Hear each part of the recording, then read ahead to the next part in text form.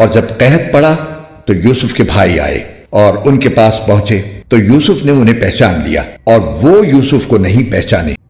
اور جب یوسف نے ان کا سامان تیار کر دیا تو ان سے کہا کہ آئندہ اپنے باپ شریک بھائی کو بھی میرے پاس لے کر آنا۔ کیا تم یہ نہیں دیکھ رہے ہو کہ میں پیمانہ بھر بھر کر دیتا ہوں اور میں بہترین مہمان نواز بھی ہوں؟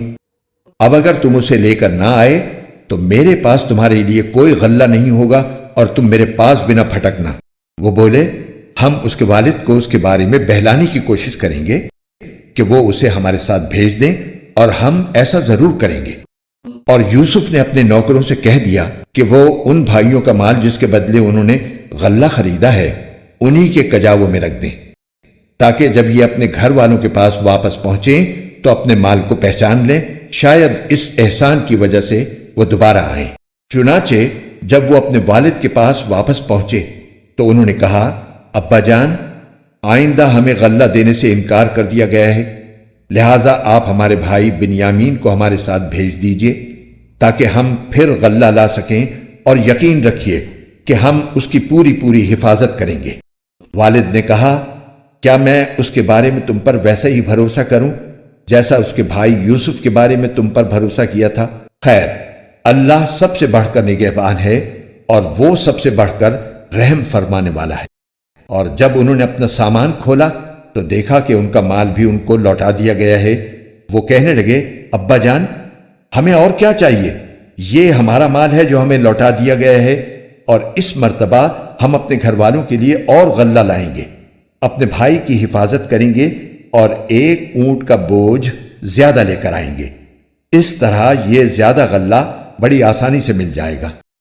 والد نے کہا میں اس بنیامین کو تمہارے ساتھ اس وقت تک ہرگز نہیں بھیجوں گا جب تک تم اللہ کے نام پر مجھ سے یہ عہد نہ کرو کہ اسے ضرور میرے پاس واپس لے کر آؤ گے، الا یہ کہ تم واقعی بے بس ہو جاؤ۔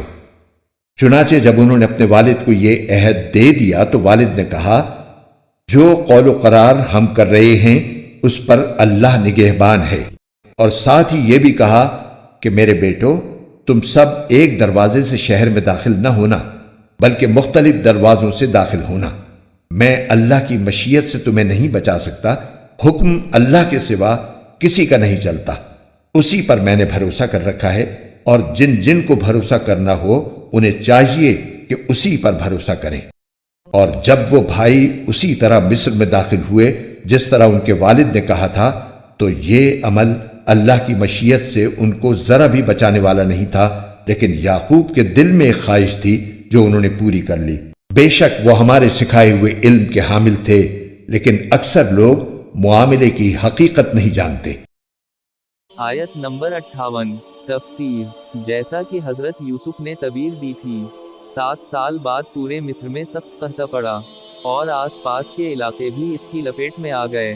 حضرت یوسف نے مصر کے بادشاہ کو یہ مشورہ دیا تھا کہ خوشحالی کے 7 سالوں میں مسلسل غلے کا ذخیرہ کیا جائے، تاکہ جب قحط کے سال آئیں تو یہ ذخیرہ لوگوں کے کام آئے۔ اس موقع پر آپ نہ صرف اپنے علاقے کے لوگوں کو سستے داموں غلہ فروخت کر سکیں گے، بلکہ ارد گرد کے دوسرے علاقوں کے لوگوں کی بھی مدد کر سکیں گے۔ چنانچہ اس قحط کے نتیجے میں دور دور تک غلے کی بڑی قلت ہو گئی۔ حضرت یعقوب یعنی حضرت یوسف کے والد اس پورے عرصے میں فلسطین کے علاقے کنعان ہی میں تھے۔ جب کنعان میں بھی قحط پڑا تو انہیں اور ان کے صاحبزادوں کو پتہ چلا کہ مصر کے بادشاہ نے قحط زدہ لوگوں کے لیے راشن مقرر کر رکھا ہے اور وہاں سے مناسب قیمت پر غلہ مل سکتا ہے۔ اس خبر کو سن کر حضرت یوسف کے 10 باپ شریک بھائی جنہوں نے ان کو بچپن میں کنویں میں ڈالا تھا، راشن لینے کے لیے مصر آئے، البتہ ان کے سگے بھائی بنیامین کو اپنے والد کے پاس چھوڑ آئے۔ یہاں راشن کی تقسیم کا سارا انتظام حضرت یوسف خود کر رہے تھے تاکہ سب لوگوں کو انصاف کے ساتھ راشن مل سکے۔ چنانچہ ان کے بھائیوں کو ان کے سامنے آنا پڑا۔ حضرت یوسف تو ان کو اس لیے پہچان گئے کہ ان کی صورتوں میں کوئی تبدیلی نہیں آئی تھی، اور حضرت یوسف کو توقع بھی تھی کہ وہ راشن لینے کے لیے آئیں گے، لیکن وہ بھائی حضرت یوسف کو اس لیے نہیں پہچان سکے کہ انہوں نے حضرت یوسف کو 7 سال کی عمر میں دیکھا تھا اور اب وہ بہت بڑے ہو چکے تھے، اس لیے صورت میں بڑی تبدیلی آ چکی تھی۔ इसके अलावा उनके वहम वाओ गुमान में भी नहीं था कि वो मिस्र के महल्लात में हो सकते हैं। आयत नंबर 59।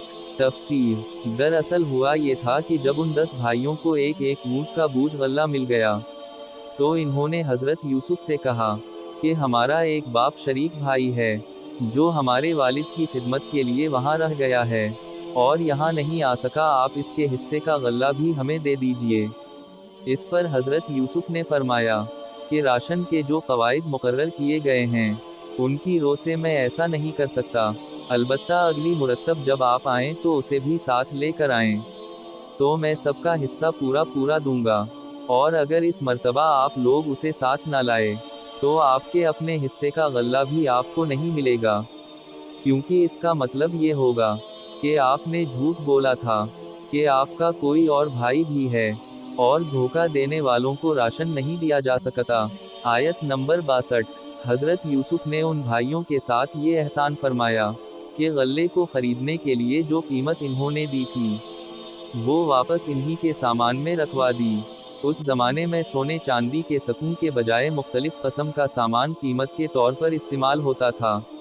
बाज़ रिवायतों से मालूम होता है कि वो कनान से कुछ चमड़ा और जूते लेकर आए थे, वही इन्होंने गल्ले की कीमत के तौर पर पेश किया और उसी को हजरत यूसुफ ने वापस उनके सामान में रखवा दिया। ये जाहिर बात है कि इन्होंने अपनी जेब से इतनी कीमत सरकारी खजाने में जुमा करा दी होगी। आयत नंबर 63। तफसीर। यानी अगर हम बिन्यामीन को साथ लेकर ना गए तो हम में से किसी को गल्ला नहीं मिल सकेगा। आयत नंबर 67।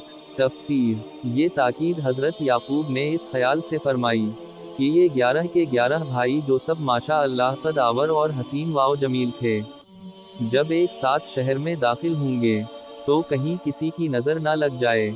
नज़र बद से बचने की तदबीर बताने के साथ साथ हजरत याकूब ने ये हकीकत भी वाज़ेह फरमा दी कि इंसान की किसी तदबीर में बज़ात खुद कोई तासीर नहीं होती। जो कुछ होता है अल्लाह ताला की हिकमत और मशीत से होता है। वो चाहता है तो इंसान की तदबीर में असर पैदा फरमा देता है और चाहता है तो वो बेअसर हो जाती है। लिहाजा एक मोमिन का काम ये है कि वो अपनी सी तदबीर तो ज़रूर करे, लेकिन भरोसा इस तदबीर के बजाय अल्लाह ताला पर रखे।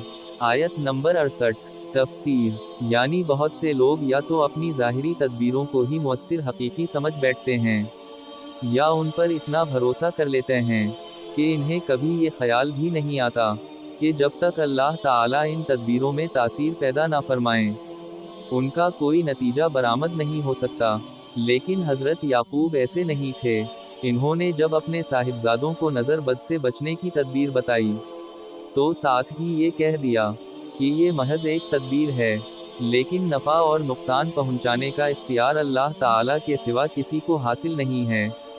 चुनाचे उनकी ये तदबीर नज़र बद से हिफाजत की हद तक तो अल्लाह ताला के हुक्म से काम आई, लेकिन अल्लाह ताला ही के हुक्म से ये भाई एक और मुश्किल में गिरफ्तार हुए, जिसकी तफसील आगे आ रही है। कुरान के खूबसूरत और ईमान अफरोज उर्दू और हिंदी तर्जुमा वाओ तफसीर के वीडियोस को देखने के लिए हमारे चैनल ब्यूटीफुल कुरान के भी को लाइक, सब्सक्राइब और शेयर कीजिए।